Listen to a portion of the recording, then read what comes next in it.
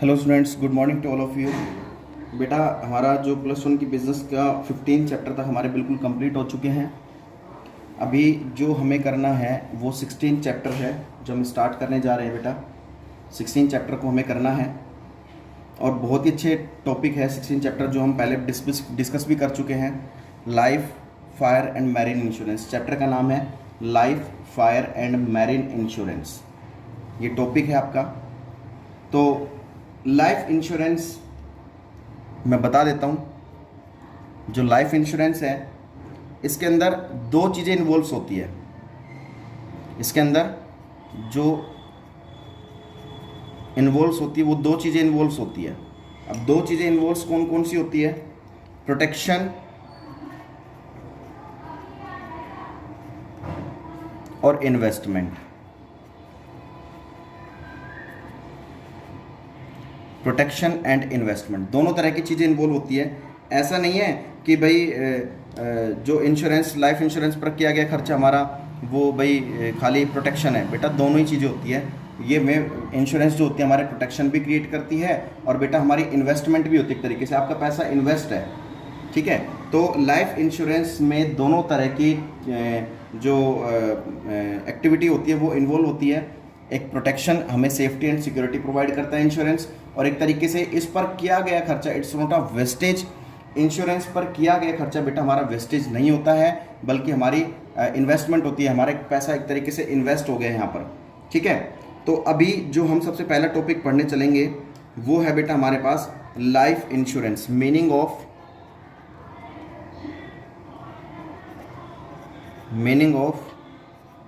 Life insurance. Meaning of life insurance. तो meaning of life insurance के बारे में अगर हम पढ़ें तो बेटा सबसे पहले बहुत इजी टॉपिक से मैं आपको बता चुका था, पहले भी बता चुका था मैं आपको। लाइफ इंश्योरेंस होता क्या है कि जो एक ऐसा इंश्योरेंस जो हमारी लाइफ से रिलेटेड होता है, रिलेटेड टू लाइफ से रिलेटेड होता है, जिसमें हमें कुछ एक फ़ीस पे करनी पड़ती है। फीस पे करनी पड़ती है जिसे नाम दिया जाता है क्या? प्रीमियम। ठीक है, हमें इसमें कुछ फीस पे करनी पड़ती है जिसको नाम दिया जाता है प्रीमियम। ठीक है, अब उसमें क्या होता है, लाइफ इंश्योरेंस में क्या होता है कि मान लीजिए आपने कोई पॉलिसी ली है 10 साल के लिए। एक तो होता है आपने एक पर्टिकुलर टाइम पीरियड के लिए, पर्टिकुलर टाइम पीरियड के लिए लिया है, और एक होता है होल लाइफ।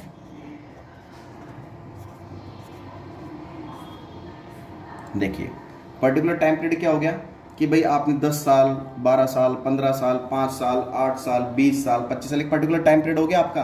और एक होल लाइफ के लिए क्या है, जब तक जिंदा है तब तक हमारी पॉलिसी चलती रहेगी। तो उसमें हमें क्या करना होता है कि कुछ फ़ी पे करनी पड़ती है हमें हर साल।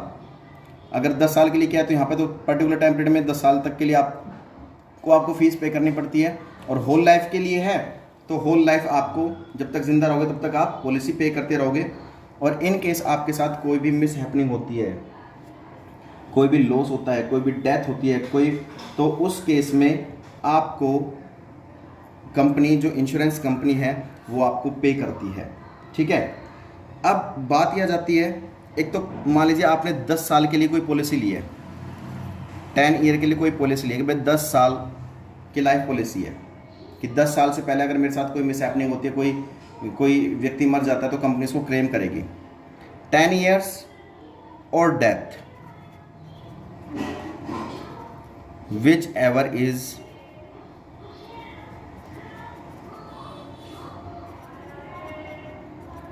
अर्लियर, दोनों में से जो पहले होते हैं। मान लीजिए 10 साल तक आपके साथ कोई मिसहैपनिंग नहीं होती है तो 10 साल बाद आपको कंपनी इंश्योरेंस क्लेम पे कर देगी। और 10 साल से पहले, विच एवर इज अर्लियर, अगर मान लीजिए 10 साल से पहले किसी की डेथ हो जाती है तब भी कंपनी उसको पे करेगी। अगर 10 साल से पहले डेथ नहीं होती है तो 10 साल बाद उसको कंपनी पे करेगी ड्यू डेट पे। और 10 साल से पहले डेथ हो जाती है तो कंपनी उसको इंश्योरेंस क्लेम पे कर देगी। ये बात क्लियर है?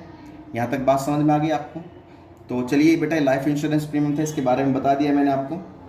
अब बात करते हैं लाइफ इंश्योरेंस प्रीमियम हमें दोनों तरह की चीज़ें प्रोवाइड करता है, प्रोटेक्शन और इन्वेस्टमेंट। तो अब बात करने चलेंगे हम ऑब्जेक्टिव्स ऑफ लाइफ इंश्योरेंस।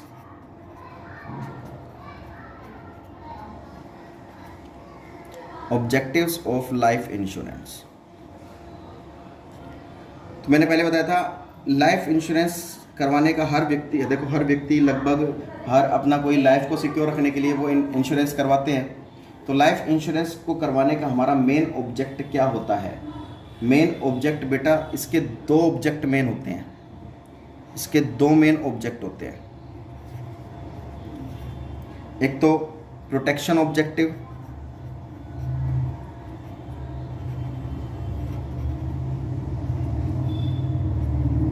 और एक होता है इन्वेस्टमेंट ऑब्जेक्टिव।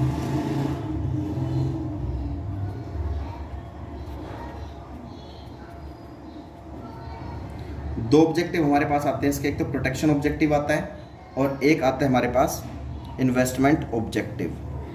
ये दो ऑब्जेक्टिव हमारे पास।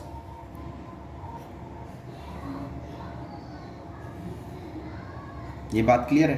तो प्रोटेक्शन ऑब्जेक्टिव, सबसे पहले हमारे पास जो ऑब्जेक्टिव आते हैं, मान लीजिए कोई एक इंश्योरेंस कंपनी है, ये मान लीजिए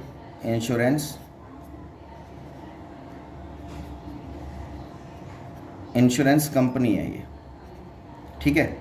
ये इंश्योरेंस कंपनी है, मैंने आपको पहले बताया था इंश्योरेंस कंपनी, इंश्योरेंस करवाने के लिए बेटा दो व्यक्तियों को होना ज़रूरी है। एक तो क्या कहलाता है? इंश्योरर, और एक होता है इंश्योर्ड। इंश्योर्ड हमारे क्या कहलाते हैं? कस्टमर भी कहलाते हैं,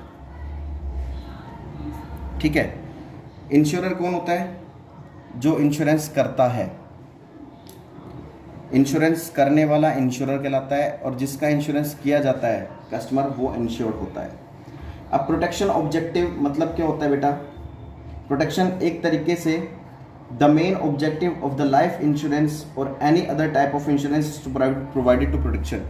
बेटा चाहे लाइफ से रिलेटेड, अब प्रोटेक्शन ऑब्जेक्टिव की अगर हम बात करें, चाहे लाइफ से रिलेटेड हो इंश्योरेंस, चाहे फिर अदर इंश्योरेंस हो, जैसे आपका एक्सीडेंट इंश्योरेंस, आपका भाई थेफ्ट इंश्योरेंस, आपका फायर इंश्योरेंस, ठीक है। चाहे लाइफ से रिलेटेड हो, चाहे आपका अदर इंश्योरेंस हो, दोनों ही हमें क्या प्रोवाइड करते हैं? प्रोटेक्शन प्रोवाइड करते हैं, सेफ्टी प्रोवाइड करते हैं। If any member of the family, अगर फैमिली का कोई member, if any member of the family specially the bread earner for that family dies, अगर मान लीजिए फैमिली का कोई एक ये मेंबर है जिसे कहा जाता है ब्रेड अर्नर।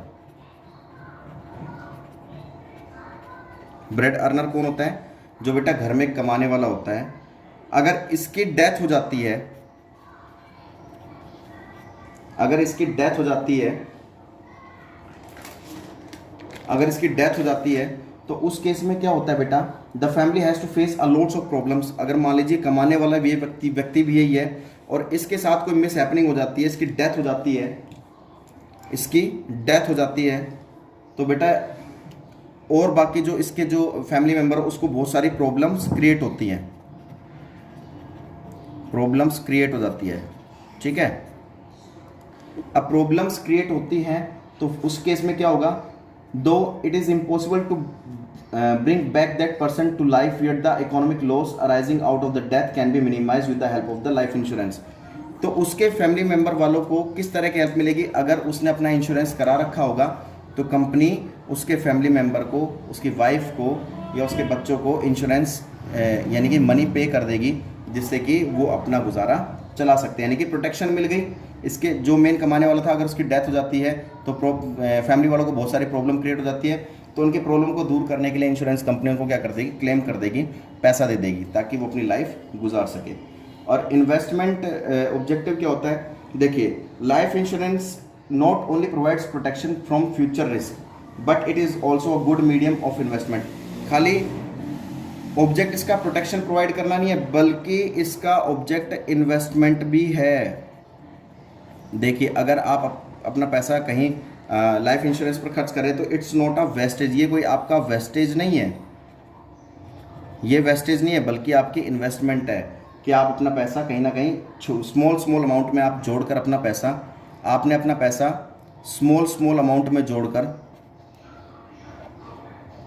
में जोड़कर आपने प्रीमियम पे किया है, कंपनी को फ़ी पे की है, जिससे कि आपकी लाइफ सिक्योर हो जाती है। आपके साथ कोई किसी भी तरह की कोई मिस हैपनिंग होती है तो कंपनी आपको क्लेम कर देती है। तो बेटा आज के लिए हम इतना ही पढ़ेंगे, नेक्स्ट वीडियो में फिर हम इससे आगे का टॉपिक पढ़ेंगे, ठीक है। तब तक के लिए बेटा इसको पढ़िए समझिए। जय हिंद, जय भारत।